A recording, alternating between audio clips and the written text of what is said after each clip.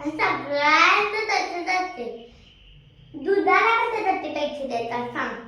त्यांनी आपल्याला दूध देतात म्हणून आपण त्यांना पैसे देतो.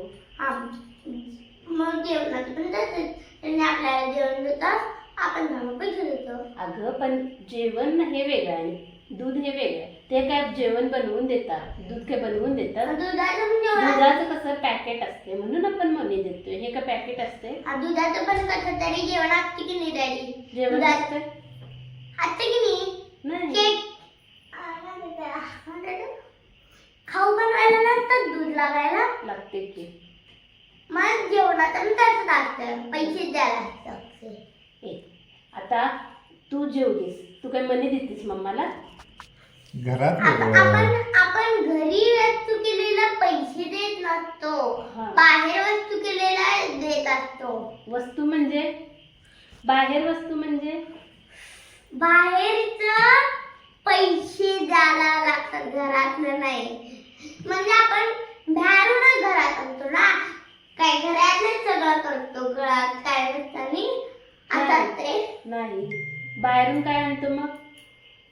बाहेरून जेवणाला आणत नाही. काय आणतो जेवणाचं? तांदूळ आणत नाही, हा. जेवणात आणत नाही, व्हेजिटेबल्स आणत नाही, फ्रूट आणत नाही. हा. तसं मग बाहेरच्या वस्तूतले पैसे देऊन आणतोय आपण. हा बरोबर. मग म्हणून पैसे द्यायचे हॉटेलमध्ये होय. जेवणाचे. होय. मग किती द्यायचे? किती रुपये झाले तेवढे द्यायचे. किती पण असले, किती झाले? पण खाऊ द्या पण असले, किती पण असले. मग आता 1000 झाले का नाही? मग त्यांनी 1000 झाले असं कसं काय सांगतात? काय 1000 झाले, मग त्यांनी 1000 तुमचे 1000 रुपये झाले असं त्यांनी कसं काय सांगतात? पेपरवर. पेपरवर बरोबर आहे की, पण पेपरवर कसं काय येते ते? पेपरवर तिकीट पासून.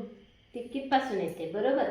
मग ते तिकिटावर काय काय लिहिलेलं असते की नाही? तिकिटावर बटन दाबले असते. बरोबर. मग ते बटन दाबल्यावर त्याच्यावर सगळं लिहिलेलं येते की नाही? होय. ते काय लिहिलेलं असते? जेवणाचे किती रुपये झाले ते लिहिलेलं असते. हो.